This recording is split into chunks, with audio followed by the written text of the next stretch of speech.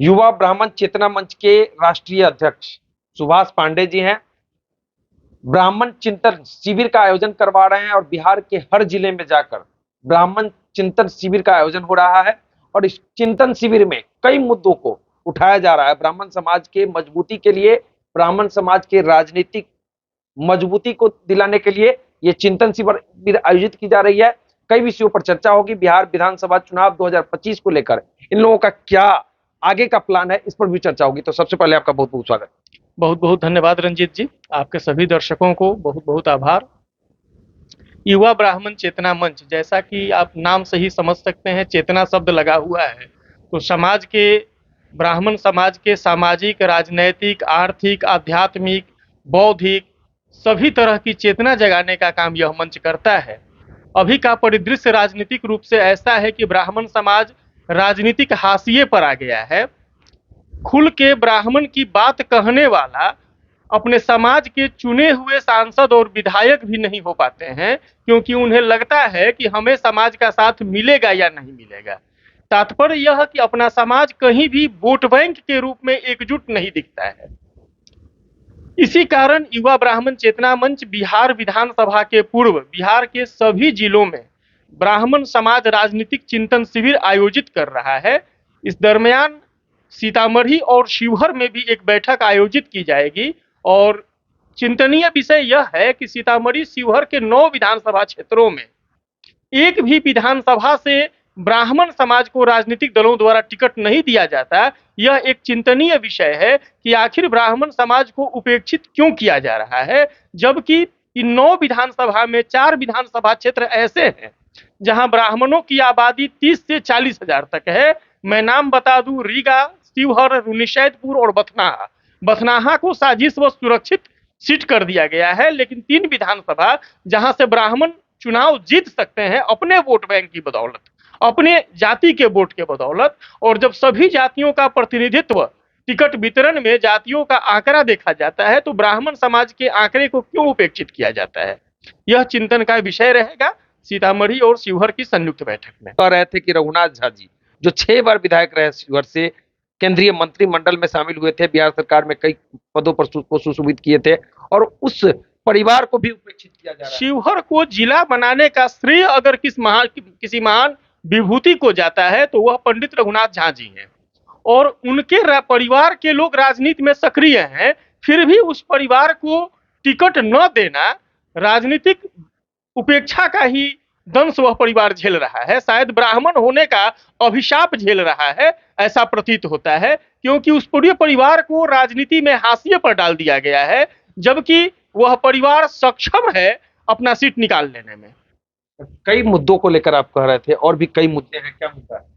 मुख्य रूप से हम लोग यह दर्शाएंगे कि विधानसभा चुनाव में अगर पार्टियों के द्वारा टिकट नहीं दिया जाता है ब्राह्मण समाज के लोगों को, तो यह भी सर्वसम्मति से निर्णय लिया जा सकता है कि ब्राह्मण समाज अपना व्यक्तिगत उम्मीदवार, अपना स्वतंत्र उम्मीदवार उतारेगा और चुनाव जीत कर दिखाएगा। और ब्राह्मणों को राजनीति में कैसे स्थान दिया जाता है यह दर्शाने का काम युवा ब्राह्मण चेतना मंच करेगा। मतलब आप कह रहे थे कि कोई भी पार्टियां टिकट नहीं दे रही है, सभी पार्टियां उपेक्षित कर रही है।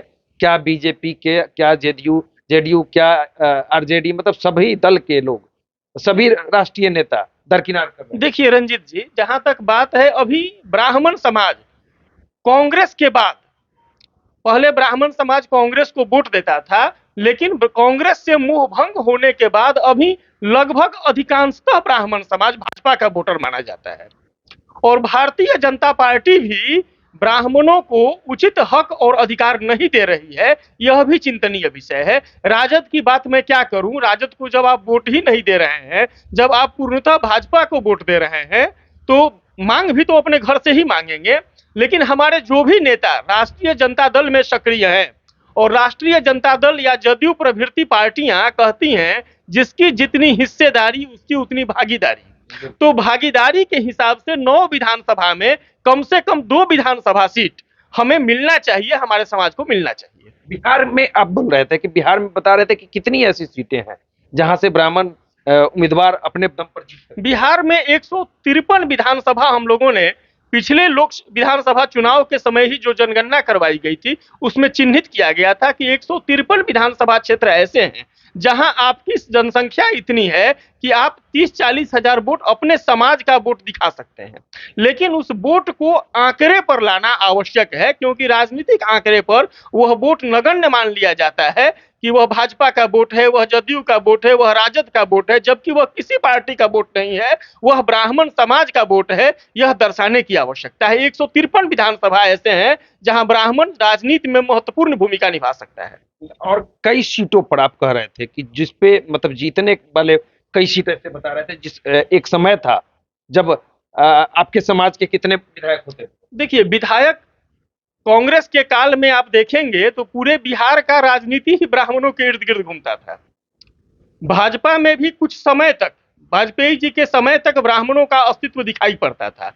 लेकिन अभी फिलहाल स्थिति यह है कि भाजपा में वैसे ही लोग राजनीति में आगे बढ़ रहे हैं जो पार्टी की विचारधारा से बंध कर पार्टी के शीर्ष नेतृत्व की परिक्रमा करते हैं। उन्हें समाज के हित और समाज की आवाज बनने में डर लगता है। मैं खुलकर यह बात कहता हूं कि अभी भाजपा का शीर्ष नेतृत्व जो ब्राह्मण समाज का है वह खुलकर ब्राह्मण का बात नहीं कर पाता।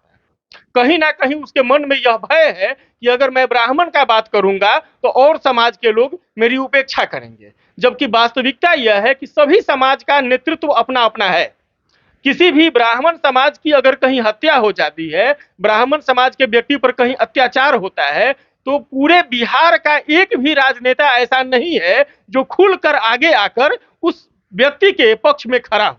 जबकि दूसरे जाति वर्ग में के साथ ऐसी घटना होती है तो कई नेताओं की कतार लग जाती है। ऐसे कई उदाहरण आप देखेंगे, आपके सीतामढ़ी में भी कई घटनाएं हुई। एक देवेश बाबू को अगर छोड़ दिया जाए तो बाकी कोई भी ब्राह्मण समाज का व्यक्ति आगे नहीं आता है। बिहार का जो शीर्ष नेतृत्व ब्राह्मण समाज अपने को समझता है, मैं खुलकर नाम लेना नहीं चाहता हूं, लेकिन भाजपा में ब्राह्मण समाज का जो बड़ा चेहरा है वह क्यों मौन हो जाता है? वैसी स्थिति में क्यों मौन हो जाता है? आगे का क्या प्लान है? 25 विधानसभा चुनाव से पहले कुछ विधानसभा चुनाव के पहले हम लोग बिहार के सभी जिलों का दौरा कर रहे हैं और प्रत्येक जिले में राजनैतिक ब्राह्मण समाज का राजनैतिक चिंतन शिविर आयोजित किया जा रहा है, जिसमें समाज की सर्वसम्मति से यह निर्णय लिया जाएगा कि वहां ब्राह्मणों के राजनीतिक अस्तित्व की लड़ाई हम लोग कैसे लड़ें।